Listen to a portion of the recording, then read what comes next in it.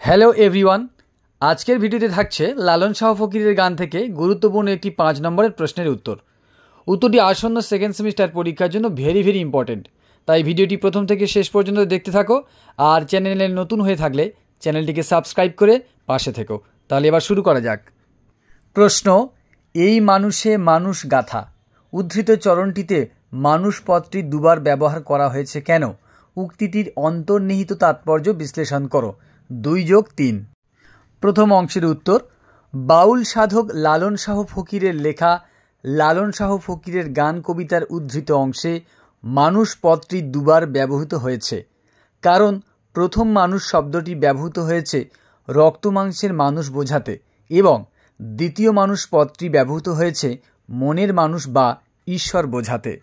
দ্বিতীয় অংশের উত্তর, বাউল সাধকেরা নিজের দেহের মধ্যেই ঈশ্বরের সন্ধান করে বেড়ায়, কারণ বাউল দর্শন অনুযায়ী মানব দেহের মধ্যেই ঈশ্বর বিরাজমান। ঈশ্বরকে তারা কখনো মনের মানুষ, কখনো সোনার মানুষ, আবার কখনো অচিন পাখি বলে সম্বোধন করে থাকে। প্রতিটি মানুষের মধ্যেই ঈশ্বর তথা মনের মানুষ বাস করে। এই ভাবনা থেকেই লালন শাহ বলেছেন, এই মানুষে মানুষ গাথা। এর পরের চরণটিতে একটি উপমার সাহায্যে কবি এই বিষয়টি আরও স্পষ্ট করে দিয়েছেন।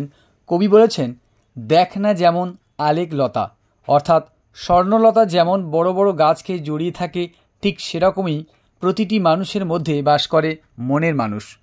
আজকের ভিডিওটি এখানেই শেষ করলাম। উত্তরটি তোমাদের কেমন লাগলো তা কমেন্ট করে জানাতে পারো। আর কোন কোন টপিকের আলোচনা তোমরা দেখতে চাও তা জানাতে ভুলো না।